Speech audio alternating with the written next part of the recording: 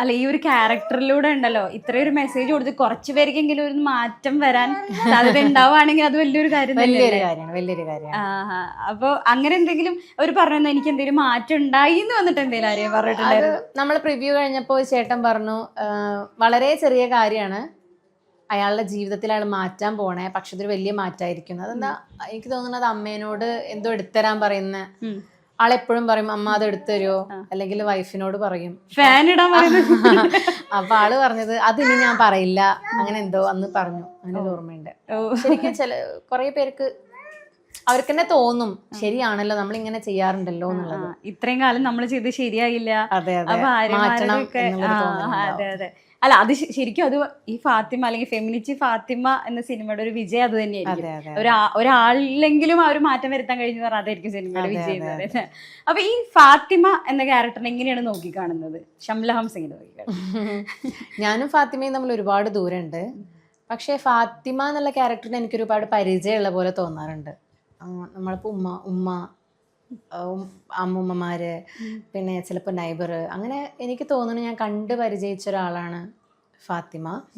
And last successful ആയി, വളരെ ചെറിയ കാര്യത്തിലൂടെ തന്നെ ലൈഫിൽ സ്വന്തമായിട്ട് എന്തെങ്കിലും ചെയ്യാം എന്നുള്ളത് പ്രൂവ് ചെയ്തപ്പം ആളുടെ ഹസ്ബൻഡും അത് അക്സെപ്റ്റ് ചെയ്തു. കാരണം ലാസ്റ്റ് ആളൊന്നും പറയുന്നില്ലല്ലോ, ആള് ജസ്റ്റ് തല താഴ്ത്തിരിക്കുക അല്ലെങ്കിൽ അവളെ നോക്കുക അങ്ങനെയല്ലേ ചെയ്യുന്നത്.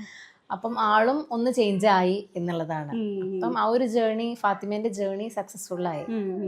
പിന്നീട് ബിക്കോസ് ഫാത്തിമേന്റെ ഹസ്ബൻഡ് എന്ന് പറയുന്നത് ഇത്രയും കാലം അയാളായിട്ട് അയാൾ പ്രത്യേകിച്ചൊന്നും തെറ്റൊന്നും ചെയ്തിട്ടില്ല. അയാൾ പഠിച്ചു വന്ന ശീലങ്ങൾ ഭാര്യയിൽ അടിച്ചേൽപ്പിക്കുന്നു, അതാണ് ആള് ചെയ്യുന്നത്. ആൾക്കത് തെറ്റാണോ ശരിയാണോ എന്ന് പറഞ്ഞു കൊടുക്കാൻ ഒരാളില്ല. ബിക്കോസ് അയാളുടെ ഫാമിലിന്റെ അന്തരീക്ഷം അങ്ങനെയാണ്. അയാളുടെ ഉമ്മ അത് തിരുത്തി കൊടുക്കുന്നില്ല. അയാളുടെ ഉമ്മയും പറയുന്നത് ഇവിടെ ഇപ്പൊ വെച്ച് വിളമ്പാൻ ആരുമില്ല, അവളപ്പുറത്ത് വീട്ടിലാണ് എന്നൊക്കെയല്ലേ പറയുന്നത്. ആളെ ഒരു സിസ്റ്റത്തിന്റെ ഭാഗമായി അവസാനം ആള് മാറുകയാണെന്നുള്ളതാണ് ഈ സിനിമ കാണിക്കുന്നത്. അതെ, അതാണ് ഏറ്റവും വലിയൊരു സിനിമയുടെ ഒരു പ്രത്യേകത എന്ന് പറയുന്നത്. ഇപ്പം നമ്മൾ ഗ്രേറ്റ് ഇന്ത്യൻ കിച്ചൺ എന്ന് പറഞ്ഞൊരു സിനിമ കണ്ടതാണ്. പക്ഷെ അതിൽ അവരുടെ ഇഷ്ട പാഷന് വേണ്ടിയിട്ട് വീട്ടിൽ നിന്ന് ഇറങ്ങിപ്പോകുന്നതാണ് കാണിക്കുന്നത്. പക്ഷെ ഈ സിനിമയിൽ എന്ന് പറഞ്ഞു കഴിഞ്ഞാൽ എല്ലാം പൊരുതി നേടി അവകാശങ്ങൾ വീട്ടിനുള്ളിൽ തന്നെ സംരക്ഷിക്കുന്നു, അവകാശം നേടിയെടുക്കുന്നു എന്നുള്ളതാണ് പ്രത്യേകത എന്ന് പറയുന്നത്. ചില ജീവിതങ്ങൾക്ക് ഗ്രേറ്റ് ഇന്ത്യൻ കിച്ചൺ പോലെ ആവേണ്ടി വരും, ചില ജീവിതങ്ങൾ ഇങ്ങനെയും നേടിയെടുക്കാൻ പറ്റുമായിരിക്കും. അതുകൊണ്ട് ചിലത് നമ്മൾ ശരിക്ക് വലിയ പോരാട്ടങ്ങൾ നടത്തി അക്സെപ്റ്റ് ചെയ്തില്ലെങ്കിൽ വേണ്ട എന്നുള്ള രീതിയിൽ നമ്മുടെ ജീവിതം നോക്കി പോകേണ്ടി വരും. ചിലതെല്ലാം മുറുക്കി പിടിച്ചുകൊണ്ട് നഷ്ടപ്പെടാതെ സ്റ്റിൽ അവരവരുടെ കാര്യങ്ങൾ നേടിയെടുക്കുക എന്നുള്ളതും ചെയ്യുന്നുണ്ട്.